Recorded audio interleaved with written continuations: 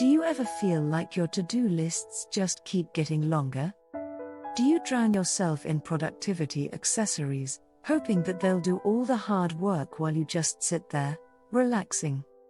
Do you get cold feet thinking about how much hard work you have to do to accomplish the task at hand? Hello everyone, and welcome to another brand new episode on my channel, Wonder Boho Book Club. Today I'll be talking about the book, Smarter, Faster, Better, The Secrets of Being Productive in Life and Business, written by Charles Duhigg. Charles Duhigg is a Pulitzer Prize-winning reporter and author of the best-selling book, The Power of Habit. In the book, Smarter, Better, Faster, Duhigg has explored the science of productivity and explained why, in today's world, managing how you think, rather than what you think about, can transform your life. Using 8 key concepts, from motivation and goal setting to focus and decision making, Duhigg has shown why some people and companies get so much done. Drawing on examples as diverse as research in neuroscience and behavioral economics, as well as the experiences of CEOs, FBI agents, and Broadway songwriters, this book reveals that the most productive people, companies, and organizations don't merely act differently. They view the world, and their choices, in profoundly different ways. Part 1. Power yourself up. In today's fast-paced world, multitasking is synonymous to efficiency, and concentrating on a single task at a time is considered a waste of time. As a result, we've grown accustomed to stray from our path every too often as we're constantly assailed by new excitements and distractions. We often feel excited or eager when we're about to receive a gift. Interestingly, the waiting itself brings more excitement than the actual receiving of the gift. In other words, once we have the gift in our hands, we don't feel so excited about it anymore. The same happens when we're about to start a new project at work. The anticipation brings more excitement than the actual work part of the project. This is how the human mind works. When we're excited about something, our brain releases a neurotransmitter called dopamine, which is also known as the happy hormone, or the feel-good hormone. Studies have shown that there is a spike in dopamine level in our brains when we anticipate an event, and then the level goes down when that event actually occurs. As a result, when we actually start working on the new project, our excitement dwindles, and we start procrastinating, or look for ways to avoid working on it. Instead, we become motivated to chase the next emotional high, the next dopamine spike. This cycle is hardwired into our brains, and it requires some effort to break it. The author, however, says that we can hack our happy hormones and keep ourselves motivated. The way to achieve this is by providing ourselves with choices. We all love being in control and thinking that we can make our own decisions. Here, the decision is to be able to break down a given task into smaller parts, in order not to be overwhelmed and demotivated by its enormity at the very outset. For example, let's say you have to read a number of documents, analyze the data in them, and then prepare a PowerPoint presentation based on it.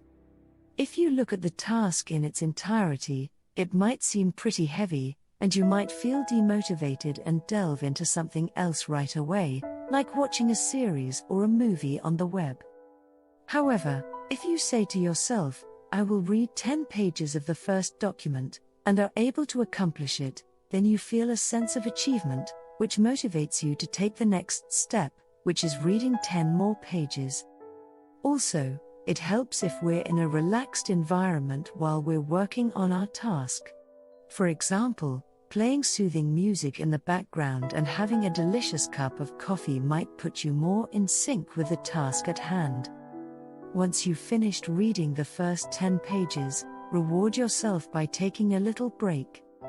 We shouldn't overlook the fatal effect that burnout can have on our mental and physical health. Also, Research has shown that we're better able to focus when we take small breaks. So, take a small break each time you finish reading 10 pages of the documents, until you finish reading all of them. Breaking down the task into smaller parts and giving yourself time to relax in between will motivate you to finish the task while maintaining your level of energy. Once you're done with the reading and analysis part, start with the PowerPoint, thinking, I'll finish the first 5 slides. Once you've done that, take a little break, and do the next 5 slides, and so on. Although it sounds like a pretty straightforward method, it's often easier said than done, especially for those who aren't motivated by making choices alone. In such cases, the author suggests that you should try to see the larger picture, that is, you should think about what your purpose is in this life. We all want to believe that our life has a purpose, and we should live up to it. In fact, losing sight of your purpose could be one of the biggest detractors in life and work in general. Hence, when we feel daunted by a task, we should think of how finishing that task might add value to our own life, or those of others in some way, or how it might add to our overall purpose in life. Once we find the link between the task at hand and our purpose, we'll find the motivation to follow through. Part 2: Smart Goals. Although the motivation hacks discussed before are great for some, others might need something more intense. Keeping this in mind, the author has designed a strategy called SMART Goals. Here, the acronym stands for specific, measurable, achievable, realistic, and time-specific. Implementing the SMART Goals strategy helps make the goals more tangible and concrete. Also, this strategy could be implemented in any walk of life, be it personal development, or spearheading a new project at work. Let's take the example of working out. Your goal might be to get 6-pack abs, but as you can see, this goal sounds a little too vague. It needs to be concrete, including some actionable steps. So, the first step is to make the goal more specific. You can thus set your initial goal as doing abdomen and weight training exercises every day for a week. Next, you need to make your goal measurable and tangible. So, you can modify it into doing 1 hour of abdomen and weight training exercises every day for a week, after coming back home from work. Next, you make your goal achievable. You already know that doing intense workouts for just 1 week won't get you 6-pack abs. But if you add several more weeks to your regime, then it's certainly possible. Next, make your goal realistic. Don't get caught up in the initial excitement and set up goals that are too big or unrealistic, for that will only lead to you overworking yourself and a possible burnout, while your goal still remains elusive to you. Finally, make your goal time-specific. As long as you don't add this dimension to your goal, you will be prone to procrastination. Hence, set a deadline for yourself. In the given example, keeping the achievable and realistic aspect in my mind, your deadline should probably be somewhere around 2 to 3 months. You can always set smaller goals within the larger time frame, and accomplishing these smaller wins will provide you with a boost to follow through the whole way. Having said that, there will be times when you're thrown off the track by some unforeseen circumstances, events that will pull you down, detracting you from your goals. For such times, the author suggests we rely on positive mental models to pull us through. Mental models are the little stories we tell ourselves to keep our motivation up.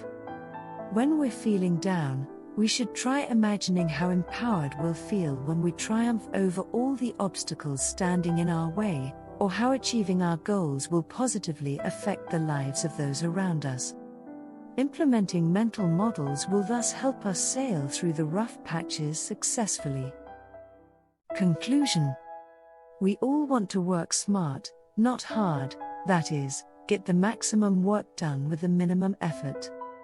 It's in human nature to be inclined towards the option that involves minimum effort, so it's no wonder that often we feel demotivated to follow through with tasks that need a considerable amount of time and energy to complete. However, we can trick our minds into staying motivated by breaking down the task into smaller chunks and finishing one chunk at a time, thereby boosting our motivation and self-confidence as we finish each chunk. Also, we should not lose sight of our purpose behind doing the task, and how completing the task might add value to our lives, and as well those of the others. We should also implement the SMART goals strategy to make our goals more intense and tangible. When the times are tough, we should make use of mental models to stay on track and persevere in achieving our goals. By following these simple yet profound tactics, we'll be able to work smarter, faster, better, and also enjoy what we do all along. Thank you for watching this video. Please don't forget to subscribe. See you soon in our next episode.